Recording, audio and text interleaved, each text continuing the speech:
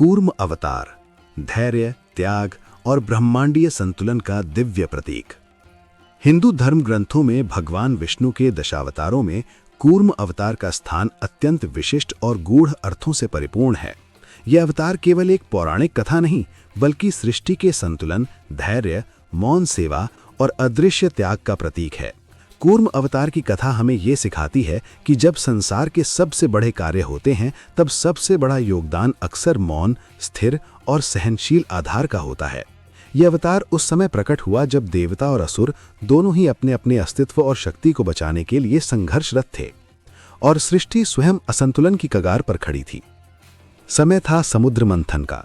देवता और असुर दोनों ही अमृतत्व प्रदान करने वाले अमृत को प्राप्त करना चाहते थे। इंद्र के अभिमान से उत्पन्न शाप के कारण देवता अपनी शक्ति खो चुके थे और असुर बलशाली हो गए थे। देवताओं ने भगवान विष्णु की शरण ली। विष्णु ने उन्हें उपाय बताया कि यदि समुद्र का मंथन किया जाए तो उससे अमृत प्राप्त होगा, जिससे देवता पुनः शक्तिशाली बन सकेंगे। इस महान कार्य के लिए मंदराचल पर्वत को मथानी और वासुकी नाग को रस्सी बनाया गया। प्रारंभ में सब कुछ संभव प्रतीत हो रहा था, किंतु जैसे ही मंथन आरंभ हुआ, मंदराचल पर्वत समुद्र की गहराइयों में धंसने लगा। वो स्थिर नहीं रह पा रहा था। सारा प्रयास व्यर्थ होने की स्थिति में पहुंच गया। ये वही क्षण था जब भगवान विष्णु ने कूर्म अवतार लिया। उन्होंने एक विशाल कछुए का रूप धारण किया और अपनी पीठ पर मंदराचल पर्वत को धारण कर लिया। पर्वत को एक स्थिर आधार मिला और समुद्र मंथन पुनः संभव हुआ। यह दृश्य केवल भौतिक सहायता का नहीं था, बल्कि ब्रह्मांडीय व्यवस्था का प्रतीक था, जहां ईश्वर स्वयं आधार बनकर समस्त सृष्टि को संतुलित करता है। कछुए का शरीर विशाल था, उसकी पीठ कठोर और स्थिर, और उसकी चेतना पूर्णतः धैर्य में स्थित। पर्वत के भार से न तो वो डगमगाया, न ही उसने कोई प्रतिरोध किया। वो बस धारण करता रहा, निःशब्द, निस्वार्थ। कूर्म अवतार का ये मौन धारण जीवन का एक गहरा सत्य प्रकट करता है। संसार में हर उपलब्धि के पीछे कोई न कोई आधार होता है, जो स्वयं दिखाई नहीं देता, पर जिसके बिना कुछ भी संभव नहीं होता। कछुए की पीठ की तरह ही जीवन में कुछ लोग ऐसे होते हैं जो स्वयं सामने नहीं आते, श्रेय नहीं लेते, पर समूचे कार्य का भार सहते हैं। भगवान विष्णु ने इस अवतार में न तो उपदेश दिया, न युद्ध किया, न लीला दिखाई। उन्होंने केवल सहन किया। यही इस अवतार की सबसे बड़ी शिक्षा है। समुद्र मंथन के दौरान अनेक अद्भुत और भयानक वस्तुएं निकलीं। विष, कल्पवृक्ष, कामधेनु, ऐरावत, लक्ष्मी, वारुणी, धन्वंतरी और अंततः अमृत। ये समूचा घटनाक्रम सृष्टि के भीतर चल रहे द्वंद्व का प्रतीक है। जब जीवन में कोई बड़ा परिवर्तन आता है तो पहले विष निकलता है, कष्ट, संघर्ष, भ्रम और पीड़ा। उसके बाद ही अमृत की प्राप्ति होती है। कूर्म अवतार हमें यह सिखाता है कि उस विष और संघर्ष के समय स्थिर रहना ही सबसे बड़ी साधना है। कछुआ भारतीय दर्शन में आत्म संयम और इंद्रिय निग्रह का भी प्रतीक है। जैसे कछुआ अपने अंगों को समेट लेता है, वैसे ही योगी अपने मन और इंद्रियों को भीतर की ओर मोड़ता है। भगवद गीता में भी कहा गया है कि जो मनुष्य कछुए की भांति अपनी इंद्रियों को विषयों से समेट लेता है, वही स्थितप्रज्ञ कहलाता है। कूर्म अवतार इस यौगिक आदर्श को भी सजीव रूप में प्रस्तुत करता है। भगवान स्वयं उस स्थिरता और संयम का मूर्त रूप बन गए जो आत्मिक उन्नति के लिए आवश्यक है। इस अवतार का एक और गूढ़ अर्थ है, जब देव और असुर दोनों ही एक ही लक्ष्य के लिए कार्य कर रहे थे, तब भगवान ने पक्षपात नहीं किया।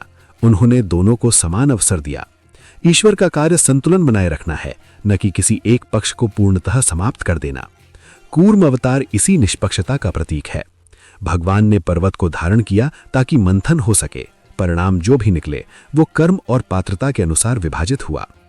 कूर्म अवतार ये भी दर्शाता है कि ईश्वर हमेशा प्रत्यक्ष रूप में हस्तक्षेप नहीं करता। कई बार वो केवल आधार बनता है ताकि जीव स्वयं प्रयास करें, स्वयं सीखें और स्वयं अपने कर्मों का फल प्राप्त करें। मंथन देवताओं और असुरों ने किया, पर बिना कूर्म के वो संभव नहीं था। इसी प्रकार जीवन में पुरुषार्थ हमारा होता है, पर आधार ईश्वर का होता है। जब हम इस कथा को गहराई से देखते हैं तो समझ आता है कि कूर्म अवतार केवल एक घटना नहीं, बल्कि एक दर्शन है। यह दर्शन कहता है कि स्थिरता ही सच्ची शक्ति है। जो व्यक्ति परिस्थितियों के भार को सहन कर लेता है, वही वास्तव में महान होता है। शोर मचाना आसान है, पर चुपचाप भार उठाना कठिन। कूर्म अवतार हमें इस कठिन मार्ग की प्रेरणा देता है। आज के समय में जहां हर कोई त्वरित परिणाम चाहता है, कूर्म अवतार धैर्य का महत्व समझाता है। समुद्र मंथन तुरंत फल नहीं देता। वर्षों की प्रतीक्षा, असंख्य संघर्ष और अनेक विघ्नों के बाद ही अमृत प्राप्त होता है। कछुए की पीठ पर बैठा पर्वत हमें यह सिखाता है कि स्थायित्व के बिना कोई भी महान लक्ष्य प्राप्त नहीं हो सकता। कूर्म अवतार ये भी बताता है कि कभी कभी जीवन में हमें स्वयं को पीछे रखना पड़ता है, दूसरों के लिए आधार बनना पड़ता है। ये त्याग कमजोर होने का नहीं, बल्कि अत्यंत शक्तिशाली होने का संकेत है। भगवान विष्णु ने इस अवतार में ये दिखाया कि सच्ची दिव्यता सेवा में है, प्रदर्शन में नहीं। अंततः कूर्म अवतार हमें आत्मिक दृष्टि से ये सिखाता है कि जब जीवन का भार असहनीय लगे, तब ये स्मरण करें कि ईश्वर स्वयं इस सृष्टि का भार उठाए हुए हैं। यदि वो संपूर्ण ब्रह्मांड को धारण कर सकता है, तो वो हमारे जीवन के मंदराचल को भी संभाल सकता है। आवश्यकता केवल इतनी है कि हम भी कछुए की तरह धैर्य रखें, स्थिर रहें और अपने कर्तव्य में लगे रहें। कूर्म अवतार इसलिए पूजनीय नहीं है कि वो अद्भुत था, बल्कि इसलिए कि वो मौन था। वो शक्ति का नहीं, आधार का अवतार है। वो हमें यह सिखाता है कि जब सब कुछ डगमगाने लगे, तब स्वयं स्थिर बन जाना ही सबसे बड़ा धर्म है। यही कूर्म अवतार का शाश्वत संदेश है: सहना, संभालना और संतुलन बनाए रखना। सनातन धर्म में अवतारों की परंपरा केवल घटनाओं का वर्णन नहीं करती, बल्कि जीवन और ब्रह्मांड के उन गूढ़ नियमों को प्रकट करती है जिन्हें शब्दों में समझाना कठिन होता है। विष्णु के दशावतारों में कूर्म अवतार ऐसा ही एक अवतार है जो बाहरी रूप से शांत, स्थिर और लगभग निष्क्रिय प्रतीत होता है, परंतु भीतर से वो संपूर्ण सृष्टि को थामे हुए है। ये अवतार न तो युद्ध करता है, न लीला रचता है, न ही उपदेश देता है। फिर भी ये अवतार सबसे गहरे उपदेश दे जाता है। कूर्म अवतार का सार यही है कि जब संसार डगमगाने लगे, तब ईश्वर स्वयं आधार बन जाता है। समुद्र मंथन की कथा उस समय से जुड़ी है जब देवता और असुर दोनों ही अपने अपने अस्तित्व के संकट से जूझ रहे थे। इंद्र के अहंकार से उत्पन्न दुर्वासा ऋषि के शाप ने देवताओं की शक्ति को क्षीण कर दिया था। उनकी तेजस्विता, ऐश्वर्य और प्रभुत्व लुप्त हो चुका था। असुर इस अवसर का लाभ उठाकर तीनों लोकों पर अधिकार जमाने लगे। ये केवल सत्ता का संघर्ष नहीं था, बल्कि धर्म और अधर्म के बीच संतुलन के बिगड़ने का संकेत था। जब देवता पूर्णतः असहाय हो गए, तब उन्होंने भगवान विष्णु की शरण ली। ये शरणागति स्वयं इस बात का प्रतीक है कि जब अहंकार टूटता है, तभी ईश्वर का मार्ग खुलता है। भगवान विष्णु ने देवताओं को अमृत प्राप्त करने का उपाय बताया। उन्होंने कहा कि क्षीर सागर का मंथन किया जाए, जिससे अमृत निकलेगा और देवता पुनः अपनी शक्ति प्राप्त कर सकेंगे। पर यह कार्य अकेले देवताओं के लिए संभव नहीं था, इसलिए असुरों को भी इस मंथन में सम्मिलित किया गया। यहाँ भगवान की नीति स्पष्ट दिखाई देती है। ईश्वर किसी को भी पूरी तरह नकारता नहीं, वो सभी को कर्म का अवसर देता है। मंथन के लिए मंदराचल पर्वत को मथाली और वासुकी नाग को रस्सी बनाया गया। देवता और असुर दोनों ही उत्साह से भर उठे। उन्हें लगा कि अब अमरत्व बस कुछ ही समय दूर है। पर जैसे ही मंथन आरंभ हुआ, सृष्टि की पहली परीक्षा सामने आई। मंदराचल पर्वत समुद्र में धंसने लगा। वो स्थिर नहीं रह पा रहा था। पर्वत जितना ऊंचा था, उतना ही भारी भी था।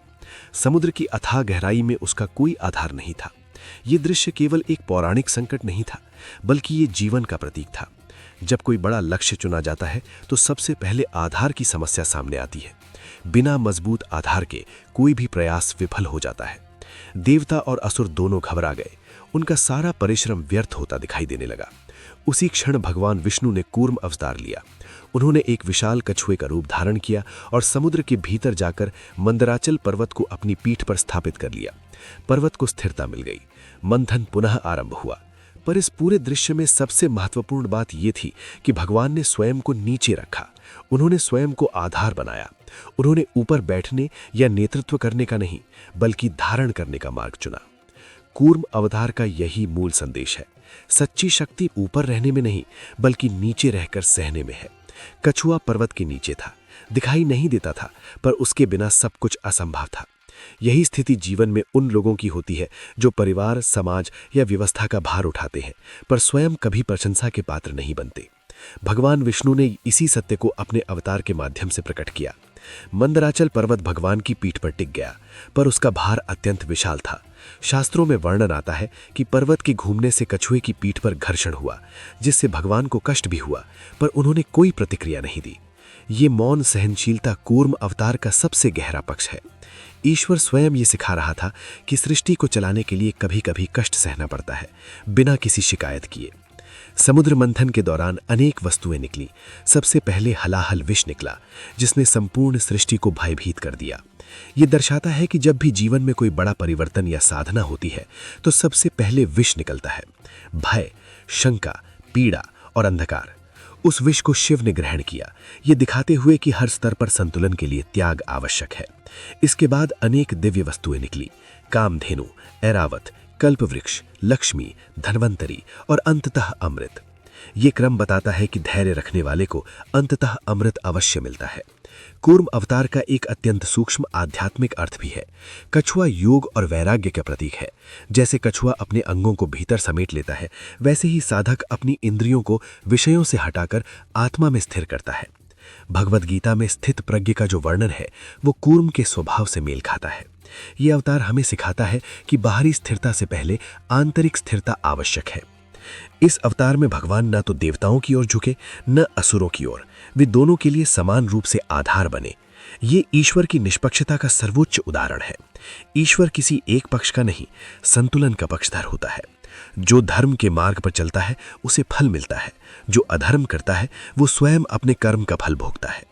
कूर्म अवतार इस सत्य को मौन रूप से स्थापित करता है। आज के युग में कूर्म अवतार का संदेश और भी प्रासंगिक हो जाता है। ये युग गति, प्रदर्शन और शोर का युग है। हर कोई ऊपर दिखना चाहता है, आगे रहना चाहता है, पर कूर्म अवतार हमें सिखाता है कि वास्तविक शक्ति दिखने में नहीं, टिके रहने में है। जो व्यक्ति कठिन परिस्थितियों में भी स्थिर रह पाता है वही सच्चा शक्तिशाली है। कूर्म अवतार ये भी सिखाता है कि जीवन में हर बार ईश्वर चमत्कार नहीं करता, कभी कभी वो केवल आधार देता है। संघर्ष हमें स्वयं करना होता है। मंथन देवताओं और असुरों ने किया, पर आधार भगवान बने। इसी तरह जीवन में पुरुषार्थ हमारा होता है, पर शक्ति का स्रोत ईश्वर होता है। अंततः कूर्म अवतार एक ऐसा अवतार है जो हमें मौन की भाषा सिखाता है। वो कहता है कि जब सब कुछ डगमगा रहा हो तब स्वयं स्थिर बन जाना ही सबसे बड़ा धर्म है। जब चारों ओर शोर हो तब चुपचाप भार उठा लेना ही सच्ची भक्ति है। जब परिणाम तुरंत ना दिखे तब भी धैर्य रखना ही अमृत का मार्ग है। कूर्म अवतार इसलिए महान नहीं है कि उसने कुछ किया, बल्कि इसलिए कि उसने सबको संभाला। वो अवतार नहीं, आधार है, और यही सनातन धर्म का सबसे गहरा सत्य है। ईश्वर सदा ऊपर नहीं होता, कभी कभी वो नीचे रहकर पूरी सृष्टि को थामे रहता है। कूर्म अवतार की कथा यहीं समाप्त नहीं होती कि पर्वत स्थिर हो गया और मंथन चल पड़ा। वास्तव में यहीं से इसका सबसे सूक्ष्म और गहन अर्थ आरंभ होता है, क्योंकि स्थिरता प्राप्त करना अंत नहीं होता, बल्कि स्थिर रह पाना ही असली साधना है। मंदराचल पर्वत भगवान की पीठ पर टिक तो गया, पर मंथन की प्रक्रिया अत्यंत दीर्घ, कष्टदायक और असंतुलन से भरी थी। पर्वत निरंतर घूम रहा था, असुर और देवता खींचतान में लगे थे और समुद्र की गहराइयां उथल-पुथल मचा रही थीं। उस पूरे समय भगवान कूर्म रूप में अचल बने रहे। यही वो क्षण है जहां ये अवतार केवल पौराणिक नहीं बल्कि अस्तित्वगत बन जाता है। कूर्म अवतार ये दर्शाता है कि जीवन में जब हम किसी बड़े उद्देश्य का आधार बनते हैं तो हमें केवल भार ही नहीं उठाना पड़ता, बल्कि दूसरों की खींचतान, असंतुलन और संघर्ष को भी सहना पड़ता है। पर्वत केवल भार नहीं था, वो देवताओं और असुरों की इच्छाओं, लालसाओं और प्रतिस्पर्धा का प्रतीक भी था। भगवान उस सब को अपनी पीठ पर सहन कर रहे थे। उन्होंने न ये पूछा कि कौन सही है, न ये कि कौन गलत। उन्होंने केवल संतुलन बनाए रखा। यही ईश्वर का स्वरूप है, न्याय से पहले संतुलन। समुद्र मंथन के दौरान निकली हर वस्तु मनुष्य के भीतर घटने वाली अवस्थाओं का संकेत देती है। जब कोई व्यक्ति आत्म परिवर्तन या साधना के मार्ग पर चलता है तो सबसे पहले उसके भीतर छिपा विष बाहर आता है। पुराने संस्कार, क्रोध, भय, मोह, ईर्ष्या, यही हलाहल है। यदि इस विष से भयभीत होकर साधक पीछे हट जाए तो अमृत तक कभी नहीं पहुंच सकता। कूर्म अवतार हमें यह सिखाता है कि उस विष के निकलने के समय स्थिर रहना आवश्यक है। यही कारण है कि भगवान स्वयं आधार बने ताकि प्रक्रिया बीच में न टूटे। ये भी ध्यान देने योग्य है कि कूर्म अवतार में भगवान ने कोई वाणी नहीं दी। ये अवतार मौन का अवतार है। ये मौन बताता है कि कुछ सत्य ऐसे होते हैं जिन्हें शब्दों से नहीं, केवल सहनशीलता और स्थिरता से समझा जा सकता है। आज का मनुष्य प्रश्न पूछता है, कब मिलेगा, कितना मिलेगा, क्यों सहना पड़े? कूर्म अवतार इन प्रश्नों का उत्तर नहीं देता, वो केवल धैर्य देता है। वो कहता है, यदि तुम टिके रहोगे तो उत्तर स्वयं प्रकट हो जाएगा। कछुए का स्वरूप स्वयं में अत्यंत प्रतीकात्मक है। उसका शरीर कठोर कवच से ढका होता है, पर भीतर वो कोमल होता है। ये दर्शाता है कि जो भीतर से कोमल और संवेदनशील होता है, वही बाहर से स्थिर और सहनशील बन सकता है। कठोरता भीतर नहीं, बाहर होनी चाहिए। जो लोग भीतर से कठोर हो जाते हैं, वो टूट जाते हैं। कूर्म अवतार हमें ये संतुलन सिखाता है, अंदर करुणा, बाहर धैर्य। ये अवतार ये भी स्पष्ट करता है कि ईश्वर हमेशा संकट को टालता नहीं, कभी कभी वो संकट को सहने की शक्ति देता है। मंदराचल को गिरने से रोकना एक समाधान था, पर उसे धारण करना एक साधना थी। भगवान ने साधना का मार्ग चुना। ये मार्ग कठिन है, पर यही मार्ग स्थायी है।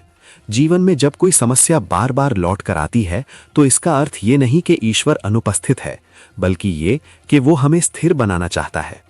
कूर्म अवतार सामाजिक दृष्टि से भी एक गहरा संदेश देता है। हर समाज में कुछ लोग ऐसे होते हैं जो व्यवस्था का आधार होते हैं, माता पिता, शिक्षक, श्रमिक, साधक, पर उन्हें श्रेय नहीं मिलता। समाज केवल उन लोगों को देखता है जो ऊपर दिखाई देते हैं, पर यदि आधार हट जाए तो पूरा ढांचा ढह जाता है। कूर्म अवतार उन सभी अदृश्य आधारों का दिव्य सम्मान है। भगवान ने स्वयं उस भूमिका को अपनाकर ये दिखा दिया कि आधार बनना छोटा नहीं होता। इस अवतार का एक और सूक्ष्म अर्थ है, कूर्म जल और पृथ्वी के बीच का प्राणी है। वो जल में भी रहता है और भूमि पर भी। ये द्वैत का प्रतीक है। ये दर्शाता है कि ईश्वर द्वैत में भी अद्वैत है। वो देव और असुर, सुख और दुख, लाभ और हानि, सबके बीच संतुलन बनाकर रहता है। कूर्म अवतार इस संतुलन का साकार रूप है। आधुनिक जीवन में कूर्म अवतार हमें यह सिखाता है कि हर समय प्रतिक्रिया देना आवश्यक नहीं। आज मनुष्य हर बात पर तुरंत प्रतिक्रिया करता है, क्रोध, विरोध, स्पष्टीकरण। पर कूर्म अवतार कहता है, कुछ समय केवल धारण करो। हर बात का उत्तर शब्दों से नहीं, स्थिरता से दिया जाता है। जब तुम स्थिर रह जाते हो तो परिस्थितियां स्वयं बदलने लगती हैं। यह भी महत्वपूर्ण है कि कूर्म अवतार अस्थायी था। जैसे ही मंथन पूर्ण हुआ और पर्वत का उद्देश्य समाप्त हुआ, भगवान ने वो रूप त्याग दिया। यह हमें यह सिखाता है कि जीवन में हर भूमिका स्थायी नहीं होती। कभी हमें आधार बनना होता है, कभी आगे बढ़ना होता है और कभी पीछे हट जाना होता है। जो व्यक्ति हर भूमिका में अटक जाता है, वो दुखी हो जाता है। कूर्म अवतार हमें भूमिका से बंधने के बजाय कर्तव्य से जुड़ना सिखाता है। अंततः कूर्म अवतार हमें यह गहरा सत्य देता है कि ईश्वर का सबसे बड़ा चमत्कार शांति है। वो शांति जो हलचल के बीच भी बनी रहती है। वो शांति जो भार के नीचे भी टूटती नहीं। वो शांति जो परिणाम की चिंता किए बिना केवल धर्म निभाती है। यही शांति अमृत से भी अधिक मूल्यवान है। जब हम कूर्म अवतार को केवल कथा नहीं, जीवन दृष्टि के रूप में देखते हैं, तब समझ आता है कि ये अवतार हमें बाहरी सफलता नहीं, आंतरिक स्थिरता देता है। और जो स्थिर हो गया, उसके लिए अमृत स्वयं चलकर आता है। कूर्म अवतार का संदेश अंत में इतना ही है, जब जीवन का पर्वत डगमगाए तो स्वयं पर्वत को थामने वाले बनो। जब सब ऊपर जाना चाहें तो नीचे रहकर सबको संभालो। जब संसार शोर मचाए तो मौन में टिके रहो, क्योंकि जो टिक गया वही अंततः अमर हुआ। कूर्म अवतार को यदि केवल समुद्र मंथन तक सीमित कर दिया जाए तो ये उसके अर्थ के साथ अन्याय होगा, क्योंकि ये अवतार किसी एक समय की घटना नहीं, बल्कि हर युग में घटने वाली एक आंतरिक प्रक्रिया है। जब भी जीवन में कोई बड़ा परिवर्तन जन्म लेता है, तब कोई न कोई कूर्म भीतर या बाहर अवश्य उपस्थित होता है। कभी वो माता पिता के रूप में होता है, कभी गुरु के रूप में, कभी किसी मौन सहने वाले संबंध के रूप में, और कभी स्वयं हमारे भीतर की वो शक्ति बनकर जो सबको झेल कर भी हमें टूटने नहीं देती। कूर्म अवतार का सबसे गहन रहस्य ये है कि वो हमें भार उठाने की कला सिखाता है। संसार में हर व्यक्ति किसी न किसी रूप में भार उठा रहा है। कोई जिम्मेदारियों का, कोई अपेक्षाओं का, कोई संबंधों का, कोई अपने ही मन का। पर अंतर यहाँ है कि कोई उस भार के नीचे कुचल जाता है और कोई उसी भार के नीचे परिपक्व हो जाता है। कूर्म अवतार बताता है कि भार से बचना समाधान नहीं है, बल्कि भार के साथ स्थिर रहना ही वास्तविक मुक्ति है। जब मंदराचल पर्वत भगवान की पीठ पर रखा गया, तब वो एक स्थिर बिंदु पा गया। यही स्थिर बिंदु जीवन में आत्मा है। जब मनुष्य अपने जीवन को केवल मन और परिस्थितियों से चलाता है, तब वो डगमगाता रहता है। पर जब वो आत्मा में टिक जाता है तब सबसे भारी परिस्थितियां भी उसे हिला नहीं पाती। कूर्म अवतार उसी आत्मिक स्थिरता का साकार प्रतीक है। ये भी समझना आवश्यक है कि कूर्म अवतार में भगवान ने कोई सीमा नहीं बनाई। उन्होंने ये नहीं कहा कि इतना ही भार उठाऊंगा। उन्होंने शर्तें नहीं रखीं। उन्होंने पूर्ण समर्पण किया। यही समर्पण जीवन को सरल बनाता है। जब हम शर्तों के साथ जीते हैं, इतना ही सहूंगा, इतना ही दूंगा, तब जीवन हमें थका देता है। पर जब हम स्वीकार कर लेते हैं कि ये भी जीवन का ही भाग है, तब वही जीवन हमें मजबूत बना देता है। कूर्म अवतार ये भी सिखाता है कि हर समय अपनी पीड़ा को प्रकट करना आवश्यक नहीं। आज का युग अभिव्यक्ति का युग है।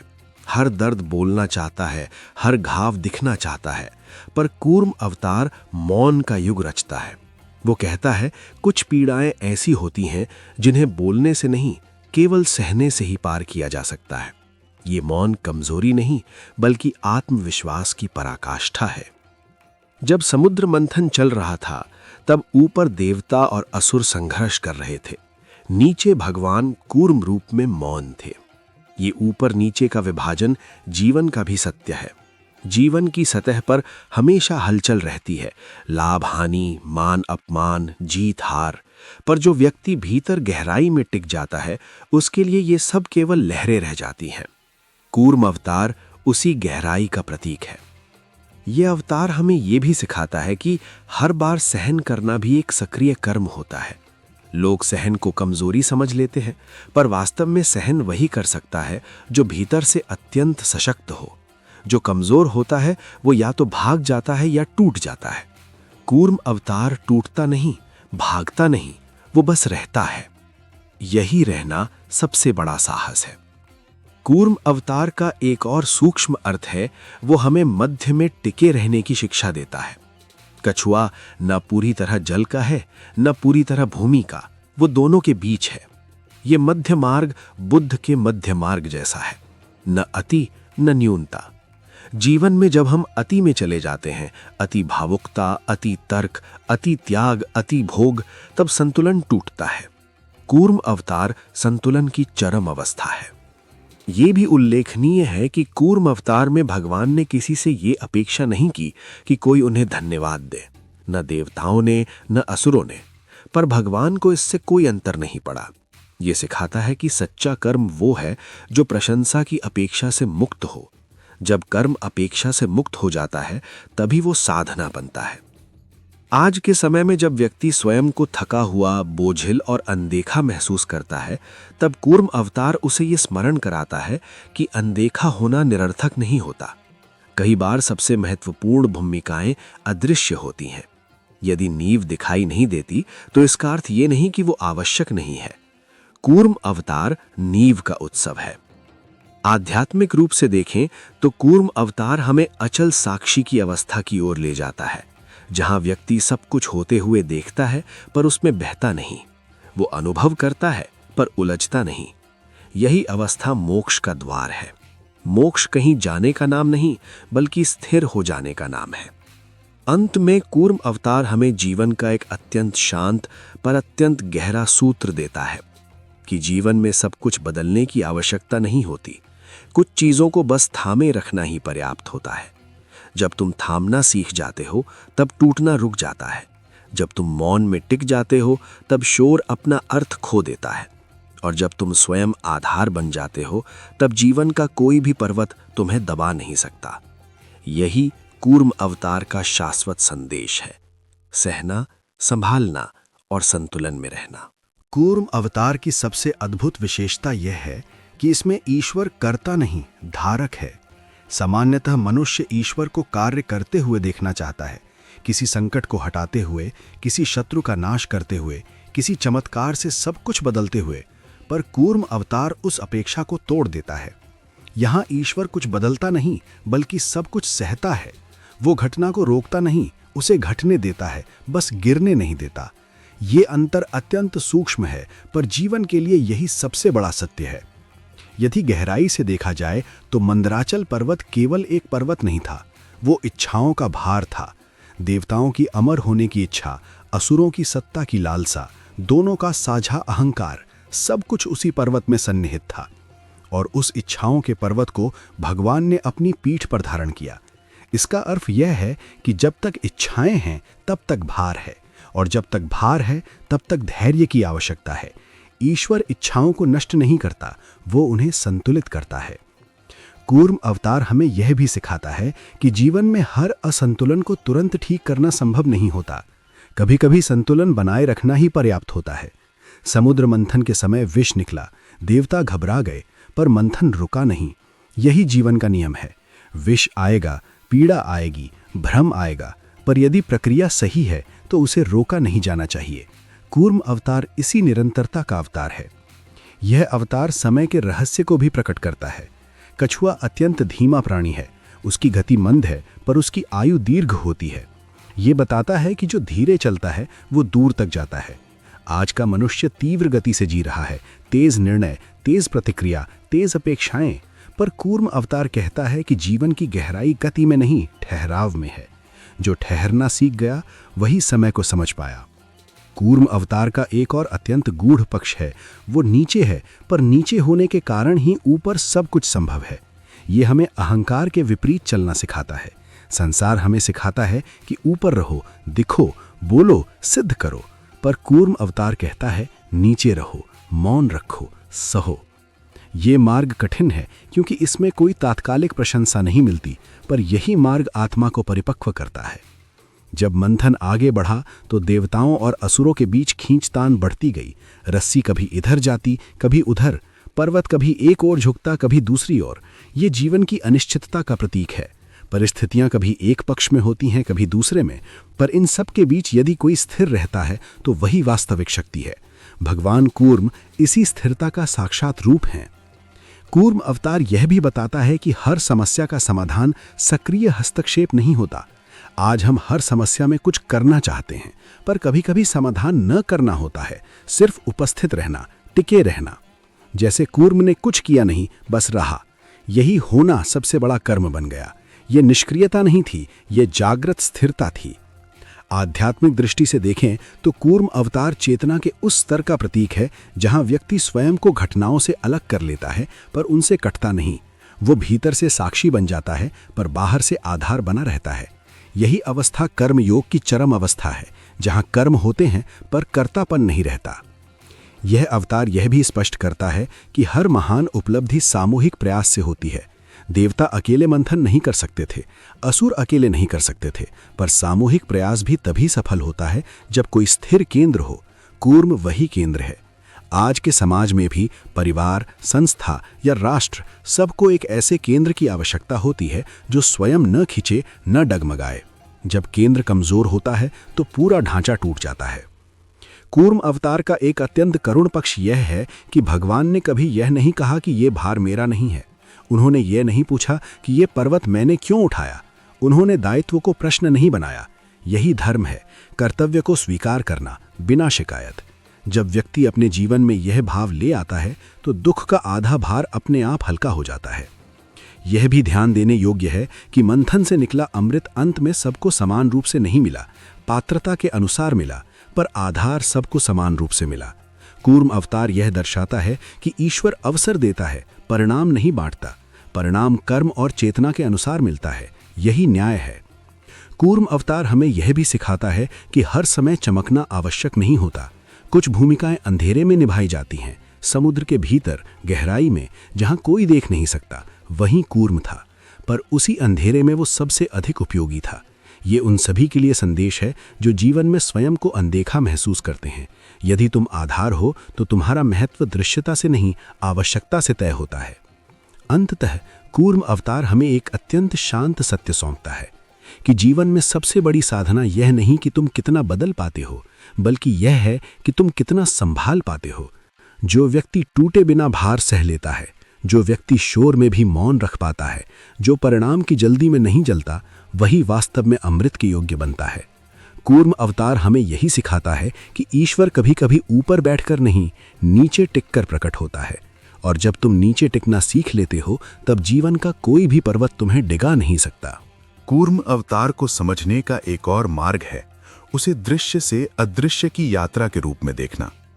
अधिकांश अवतार दृश्य होते हैं, उनकी लीलाएं दिखाई देती हैं, उनके कर्म सुनाए जाते हैं, उनके संवाद स्मरण किए जाते हैं। पर कूर्म अवतार लगभग अदृश्य है।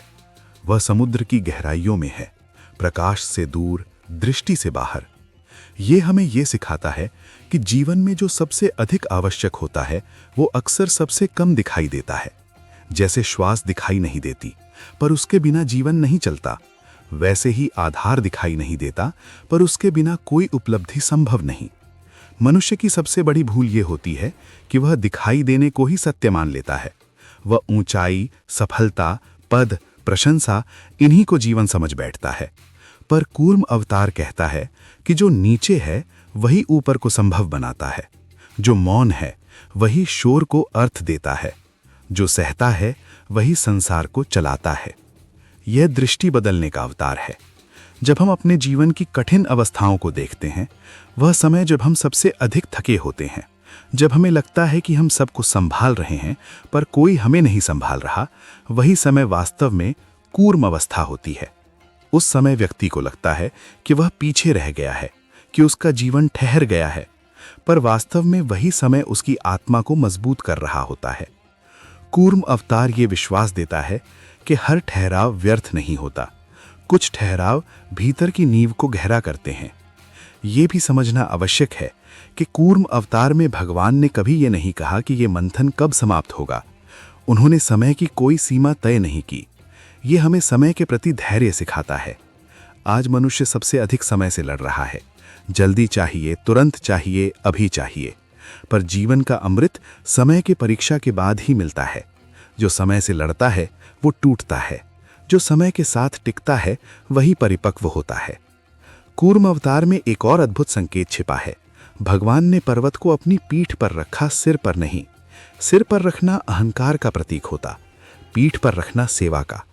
ये बताता है कि सच्ची सेवा कभी दिखावे के लिए नहीं होती। जो सेवा दिखने लगती है वो सेवा नहीं रहती। कूर्म अवतार सेवा को पवित्र बनाता है, निस्वार्थ, निशब्द और निष्काम। मानव संबंधों में भी कूर्म अवतार गहराई से लागू होता है। हर रिश्ते में कोई ना कोई एक व्यक्ति अधिक सहता है, अधिक समझता है, अधिक थामता है, वही रिश्ता चलता है। जब दोनों केवल लेना चाहते हैं तो रिश्ता टूट जाता है। कूर्म अवतार ये नहीं कहता कि केवल सहते रहो, बल्कि ये सिखाता है कि जब तक सहना धर्म है तब तक स्थिर रहो, और जब सहना आत्मविनाश बन जाए तब संतुलन बदलना भी धर्म है। ये विवेक कूर्म अवतार का सूक्ष्म संदेश है। आध्यात्मिक दृष्टि से कूर्म अवतार अचलता की साधना है। ध्यान में जब साधक बैठता है तो विचारों का पर्वत उसके भीतर घूमता है, कभी सुख, कभी दुख, कभी स्मृति, कभी भय। यदि साधक उन विचारों के साथ बह जाए तो ध्यान टूट जाता है, पर यदि वो कूर्म की तरह भीतर स्थिर रह जाए तो वही विचार अंततः शांत हो जाते हैं। कूर्म अवतार ध्यान का जीवंत रूप है। ये भी ध्यान देने योग्य है कि कूर्म अवतार में भगवान ने कभी ये नहीं कहा कि मंथन के बाद मुझे ये मिलेगा। ये निष्काम कर्म का चरम रूप है। आज मनुष्य हर कर्म के साथ कुछ न कुछ जोड़ देता है, मान, धन, पहचान, पर निष्काम कर्म ही आत्मा को हल्का करता है। कूर्म अवतार कर्म को पूजा बनाता है। कूर्म अवतार हमें यह भी सिखाता है कि जीवन में हर बोझ हमारा शत्रु नहीं होता। कुछ बोझ हमें मजबूत बनाने आते हैं। जैसे कछुए की पीठ कठोर होती है, वैसे ही कठिन अनुभव आत्मा को कवच देते हैं। जो व्यक्ति कभी कठिनाई नहीं झेलता वो भीतर से कमजोर रह जाता है। कूर्म अवतार कठिनाई को शत्रु नहीं, शिक्षक बनाता है। समुद्र मंथन के अंत में अमृत निकला, पर वो तुरंत सबको नहीं मिला। पहले मोहिनी लीला हुई, विवेक की परीक्षा हुई। ये बताता है कि केवल सहनशील होना ही पर्याप्त नहीं, अंततः विवेक भी आवश्यक है। कूर्म अवतार धैर्य देता है, मोहिनी विवेक देती है, दोनों मिलकर पूर्णता बनती है। आज जब व्यक्ति स्वयं से पूछता है कि मैं इतना कर रहा हूं फिर भी मुझे क्या मिला, तब कूर्म अवतार उत्तर देता है कि तुम जो बन रहे हो वही सबसे बड़ा फल है। हर सहन, हर मौन, हर स्थिरता तुम्हें भीतर से बड़ा बना रही है। ये फल बाहर दिखाई नहीं देता, पर यही फल आत्मा के साथ जाता है। कूर्म अवतार हमें यह भी सिखाता है कि हर समय मजबूत दिखना आवश्यक नहीं। कछुआ धीमा है, साधारण है, आक्रामक नहीं है, फिर भी वही आधार है। ये उन सभी के लिए संदेश है जो स्वयं को कमजोर समझते हैं। शक्ति का स्वरूप केवल तेज और आक्रामक नहीं होता, कभी कभी शक्ति शांत और स्थिर भी होती है। अंततः कूर्म अवतार हमें जीवन का एक अत्यंत कोमल पर अटल सत्य सौंपता है कि संसार को बदलने से पहले स्वयं को स्थिर करना आवश्यक है, कि उत्तर देने से पहले सहना आवश्यक है, कि ऊपर उठने से पहले नींव बनना आवश्यक है। और जो व्यक्ति नींव बनना सीख जाता है वो कभी ढहता नहीं। कूर्म अवतार हमें यही सिखाता है कि ईश्वर सबसे पहले शक्ति नहीं, स्थिरता देता है, और जिस दिन मनुष्य स्थिर हो जाता है उस दिन संसार की कोई भी हलचल उसे हिला नहीं सकती। कूर्म अवतार का सबसे सूक्ष्म रहस्य ये है कि ये अवतार हमें रुकना सिखाता है। संसार दौड़ना सिखाता है, आगे बढ़ो, तेज चलो, पीछे मत रहो। पर कूर्म अवतार कहता है कि कुछ यात्राएं रुक कर पूरी होती हैं। जब जीवन में सब कुछ अस्थिर हो, जब संबंध, विचार और परिस्थितियां एक साथ खिंचने लगें, तब रुक जाना पलायन नहीं होता बल्कि विवेक होता है। कछुआ इसी विवेक का प्रतीक है। वो जानता है कि कब चलना है और कब ठहर जाना है। मनुष्य की सबसे बड़ी पीड़ा ये होती है कि वो हर चीज को नियंत्रित करना चाहता है। वो चाहता है कि जीवन उसकी योजना के अनुसार चले, पर समुद्र मंथन की प्रक्रिया बताती है कि जीवन एक सहयोगी घटना है। ये कई शक्तियों के बीच घटता है। देवता भी थे, असुर भी थे, समुद्र भी था, पर्वत भी था, नाग भी था। कोई अकेला नियंत्रक नहीं था, और फिर भी सब कुछ घटा। कूर्म अवतार ये सिखाता है कि नियंत्रण छोड़कर संतुलन में आ जाना ही शांति का मार्ग है। कूर्म अवतार में भगवान ने स्वयं को नीचे रखा, पर नीचे रहना ही उनकी सर्वोच्चता बन गया। ये विरोधाभास नहीं, ये आध्यात्मिक सत्य है। जो व्यक्ति स्वयं को नीचे रख सकता है वही वास्तव में ऊपर उठता है। अहंकार ऊपर ले जाना चाहता है, पर आत्मा नीचे टिककर गहराई पाना चाहती है। कूर्म अवतार इस गहराई की यात्रा है। ये भी ध्यान देने योग्य है कि कूर्म अवतार में कोई तात्कालिक समाधान नहीं था। पर्वत को सहारा मिल गया, पर मंथन तुरंत समाप्त नहीं हुआ। ये हमें ये सिखाता है कि जीवन में कई बार समस्या का समाधान समाप्ति नहीं होता, बल्कि सहन योग्यता होता है। यदि हम किसी परिस्थिति को सहन योग्य बना लेते हैं तो वो हमें तोड़ नहीं पाती।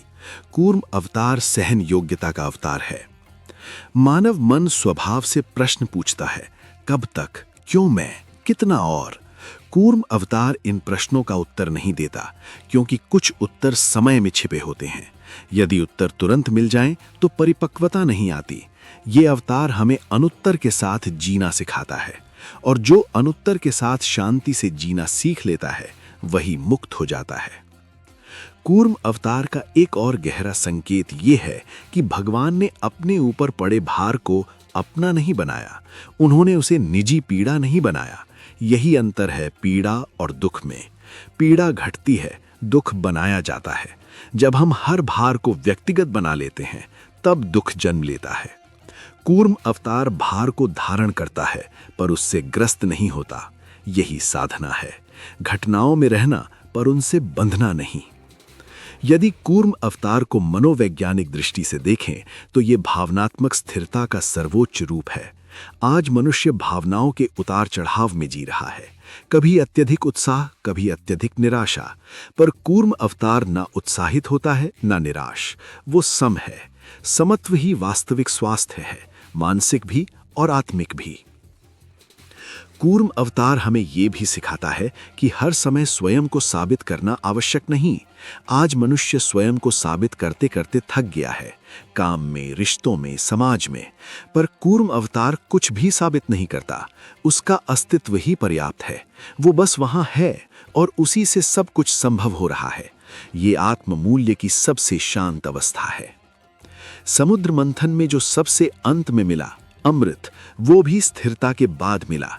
यदि कूर्म अवतार ना होता तो ना विष निकलता, ना रत्न, ना अमृत।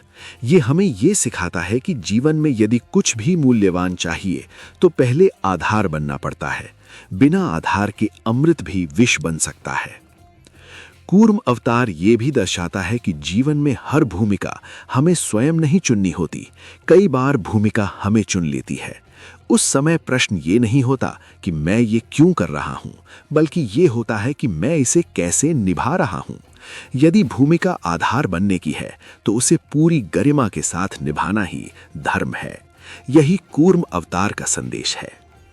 आध्यात्मिक यात्रा में एक समय ऐसा आता है जब साधक को लगता है कि वो कहीं नहीं जा रहा, सब कुछ ठहरा हुआ है। वही समय वास्तव में सबसे महत्वपूर्ण होता है, क्योंकि वही समय चेतना को स्थिर करता है। कूर्म अवतार उस स्थिर चेतना का प्रतीक है, जहां गति नहीं पर जागरूकता पूर्ण है। कूर्म अवतार हमें यह भी सिखाता है कि मौन केवल शब्दों की अनुपस्थिति नहीं है, बल्कि ये एक सक्रिय शक्ति है। मौन में ही निर्णय पकते हैं, मौन में ही विवेक जन्म लेता है, मौन में ही आत्मा स्वयं को सुन पाती है। कूर्म अवतार उस मौन का देवत्व है। अंततः कूर्म अवतार हमें जीवन का एक अत्यंत शांत पर अटल सत्य देता है कि जीवन में हर बार लड़ना आवश्यक नहीं, हर बार समझाना आवश्यक नहीं, हर बार बदलना आवश्यक नहीं। कभी कभी बस टिके रहना ही पर्याप्त होता है। जो टिक गया वो टूटने से बच गया, जो मौन में रहा वो शोर से ऊपर उठ गया, और जो आधार बन गया वो स्वयं कभी आधारहीन नहीं हुआ। कूर्म अवतार हमें यही स्मरण कराता है कि ईश्वर की सबसे बड़ी कृपा शांति है, और जो शांति में टिक गया उसके लिए अमृत बाहर नहीं भीतर प्रकट हो जाता है। कूर्म अवतार को यदि जीवन की अंतिम सीढ़ी से देखा जाए तो यह अवतार हमें थकान की पवित्रता सिखाता है। संसार थकान को कमजोरी समझता है, पर आत्मा जानती है कि कुछ थकानें व्यर्थ नहीं होती। जब कोई व्यक्ति लंबे समय तक भार उठाता है बिना शिकायत, बिना दिखावे, तो उसकी थकान साधारण नहीं रहती, वो तप में बदल जाती है। कूर्म अवतार उसी तप का दैवी रूप है। भगवान थकते नहीं, पर वे थकान का सम्मान करते हैं। वे दिखाते हैं कि सहन की गई थकान आत्मा को परिपक्व करती है। मनुष्य के जीवन में एक समय ऐसा आता है जब वो पूछता है, मैं इतना संभाल रहा हूं, पर मुझे कौन संभालेगा? यही प्रश्न सबसे अधिक पीड़ादायक होता है। कूर्म अवतार इस प्रश्न का उत्तर शब्दों में नहीं देता, वो अनुभव में देता है। वो कहता है, जब तुम सबको संभालते हो तब स्वयं ईश्वर तुम्हें भीतर से संभाल रहा होता है। बाहर कोई दिखाई ना दे, इसका अर्थ ये नहीं कि भीतर कोई नहीं है। कूर्म अवतार भीतर की उस अदृश्य उपस्थिति का प्रतीक है। ये भी एक गहरा सत्य है कि कूर्म अवतार में भगवान अकेले हैं। ऊपर देवता हैं, असुर हैं, शोर है, संघर्ष है, नीचे केवल भगवान और उनका मौन है। ये अकेलापन साधारण अकेलापन नहीं है, ये साधक का अकेलापन है। जीवन में जब कोई व्यक्ति गहराई में उतरता है तो वो अकेला हो जाता है। भीड़ ऊपर रहती है, गहराई में अकेलापन होता है। कूर्म अवतार हमें इस अकेलेपन से डरना नहीं, उसे स्वीकार करना सिखाता है। कूर्म अवतार ये भी सिखाता है कि हर समय स्पष्टता नहीं मिलती। कई बार हम ये भी नहीं जानते कि हम जो कर रहे हैं उसका परिणाम क्या होगा। भगवान भी ये नहीं कहते कि अमृत निश्चित रूप से निकलेगा, फिर भी वे आधार बनते हैं। ये विश्वास है परिणाम में नहीं, प्रक्रिया में। कूर्म अवतार प्रक्रिया में विश्वास का अवतार है। जीवन के संबंधों में भी ये सत्य उतरता है। कई बार हम किसी रिश्ते में ये नहीं जानते कि आगे क्या होगा, फिर भी हम निभाते हैं, क्योंकि कभी कभी निभाना ही धर्म होता है। कूर्म अवतार हमें ये सिखाता है कि हर रिश्ता फल के लिए नहीं, धर्म के लिए निभाया जाता है। कूर्म अवतार का एक और अत्यंत गहरा पक्ष है। ये अवतार हमें दृढ़ता और कोमलता का अद्भुत संतुलन सिखाता है। कछुए का कवच कठोर है, पर उसका स्वभाव शांत है। जीवन में यदि केवल कठोरता हो तो हम टूट जाते हैं, यदि केवल कोमलता हो तो हम दब जाते हैं। संतुलन ही जीवन है। कूर्म अवतार इसी संतुलन की जीवंत शिक्षा है। जैसे जैसे ये चिंतन गहराता है, वैसे वैसे ये स्पष्ट होता जाता है कि कूर्म अवतार केवल ईश्वर का रूप नहीं, बल्कि एक अवस्था है। वो अवस्था जब व्यक्ति स्वयं को घटनाओं से अलग कर लेता है, पर उनसे भागता नहीं। वो अवस्था जब मनुष्य भीतर से स्थिर हो जाता है, पर बाहर कर्म करता रहता है। यही अवस्था अंततः मुक्ति की ओर ले जाती है। मुक्ति का अर्थ कहीं जाना नहीं है, मुक्ति का अर्थ है डगमगाना बंद हो जाना। कूर्म अवतार इसी मुक्ति की भूमि तैयार करता है। जब भीतर कोई कंपन नहीं रहता, तब बाहर की कोई भी हलचल व्यक्ति को हिला नहीं सकती। कूर्म अवतार हमें यह भी सिखाता है कि जीवन में हर प्रश्न का उत्तर मिलना आवश्यक नहीं। कुछ प्रश्नों को साथ लेकर चलना ही जीवन को गहरा बनाता है। जैसे मैं क्यों सह रहा हूँ, मैं ही क्यों आधार हूँ, इन प्रश्नों का उत्तर समय नहीं देता, बल्कि परिपक्वता देती है। कूर्म अवतार परिपक्वता का अवतार है। अंततः जब ये पूरा प्रवाह शांत होने लगता है, तब एक अत्यंत सरल सत्य सामने आता है कि जीवन में सबसे बड़ा वरदान ये नहीं है कि सब कुछ ठीक हो जाए, बल्कि ये है कि हम हर परिस्थिति में ठीक रह सकें। जो व्यक्ति ठीक रहना सीख जाता है, वो हर परिस्थिति को सह लेता है। जो व्यक्ति सह लेता है, वो टूटता नहीं, और जो नहीं टूटता, वही वास्तव में अमर हो जाता है। कूर्म अवतार हमें यही अंतिम स्मरण देता है कि ईश्वर हमेशा समस्या को नहीं हटाता। कभी कभी वो हमें इतना स्थिर बना देता है कि समस्या समस्या ही नहीं रह जाती। जब ये समझ भीतर उतर जाती है, तब समुद्र शांत हो जाता है, पर्वत हल्का हो जाता है, और अमृत बाहर नहीं, भीतर प्रकट हो जाता है। यही कूर्म अवतार की अंतिम गहराई है। मौन में शक्ति, स्थिरता में मुक्ति। कूर्म अवतार का अंतिम बोध, जहां सब कुछ थम जाता है। जब समुद्र मंथन पूर्ण हुआ, जब अमृत प्रकट हुआ, जब देवताओं और असुरों के बीच अंतिम विभाजन हुआ, तब इतिहास ने अपने परिणाम दर्ज कर लिए। पर कूर्म अवतार ने कोई परिणाम अपने नाम नहीं किया। न उसने अमृत लिया, न यश पाया, न स्मरण की अपेक्षा रखी। उसने केवल अपना रूप त्यागा और अदृश्य हो गया। यही उसका अंतिम उपदेश था। जो वास्तव में आवश्यक होता है, वो काम पूरा होने के बाद स्वयं पीछे हट जाता है। कूर्म अवतार का अंतिम सत्य यही है कि ईश्वर कभी केंद्र में नहीं अटकता। वो केंद्र बनता है, पर केंद्र बनकर जकड़ता नहीं। जैसे ही संतुलन स्थापित होता है, वो हट जाता है। ये हमें सिखाता है कि जीवन में जो लोग सच में महान होते हैं, वे अपना दायित्व पूरा करके चुपचाप हट जाते हैं। वे अपनी भूमिका को पहचानते हैं, पर उससे चिपकते नहीं। यही वैराग्य है, यही मुक्ति है। अब यदि हम पूरे कूर्म अवतार को एक दृष्टि में देखें, तो स्पष्ट होता है कि ये अवतार किसी संकट का समाधान नहीं, बल्कि सहनशीलता का संस्कार है। संसार संकटों से भरा है, उन्हें पूरी तरह समाप्त करना संभव नहीं, पर मनुष्य को ऐसा बना देना कि वो संकटों में भी स्थिर रह सके, यही ईश्वर की वास्तविक कृपा है। कूर्म अवतार उसी कृपा का स्वरूप है। जीवन में एक समय ऐसा आता है जब मनुष्य थक जाता है, लड़ते लड़ते, समझाते समझाते, सहते सहते। तब वो सोचता है कि अब और नहीं, पर कूर्म अवतार कहता है, अब और नहीं कहना भी एक अवस्था है, और उस अवस्था में टिक जाना ही असली साधना है।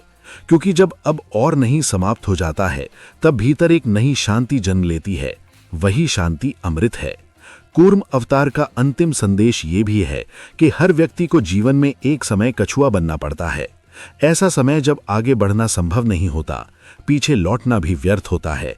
तब केवल टिके रहना ही विकल्प बचता है। उस समय यदि व्यक्ति स्वयं को दोष न दे, स्वयं से युद्ध न करे, बल्कि बस उपस्थित रहे, तो वही उपस्थिति उसे पार ले जाती है। ये अवतार हमें ये भी सिखाता है कि जीवन में हर भूमिका को महान बनाने की आवश्यकता नहीं होती। कुछ भूमिकाएं इसलिए होती हैं ताकि दूसरे महान बन सकें, और जो व्यक्ति ये समझ लेता है, उसके भीतर ईर्ष्या समाप्त हो जाती है। कूर्म अवतार ईर्ष्या का अंत है, क्योंकि वो तुलना से परे है। अंततः कूर्म अवतार हमें ये बोध देता है कि संसार गति से नहीं चलता, वो स्थिरता से चलता है। यदि पृथ्वी घूम रही है, तो इसलिए कि कहीं कोई स्थिर केंद्र है। यदि जीवन आगे बढ़ रहा है, तो इसलिए कि कहीं कोई सहन कर रहा है। यदि अमृत प्रकट होता है, तो इसलिए कि कोई अदृश्य आधार बना हुआ है। कूर्म अवतार उस आधार का नाम है। अब जब ये पूरी यात्रा समाप्त होती है, तब एक अत्यंत शांत निष्कर्ष सामने आता है कि ईश्वर हमेशा हमारी समस्याएं नहीं सुलझाता, वो हमें इतना गहरा बना देता है कि समस्याएं छोटी पड़ जाती हैं। वो हमें इतना स्थिर कर देता है कि अस्थिरता हमें हिला नहीं पाती। वो हमें इतना मौन कर देता है कि संसार का शोर भीतर प्रवेश नहीं कर पाता। यही कूर्म अवतार का अंतिम सत्य है। और जब मनुष्य इस सत्य को जी लेता है, तब उसे किसी अमृत की आवश्यकता नहीं रहती, क्योंकि वो स्वयं अमृत बन जाता है, शांत, स्थिर, अडिग। यही कूर्म अवतार है, यही उसका अंतिम बोध है। जय श्री कृष्ण। राधे राधे।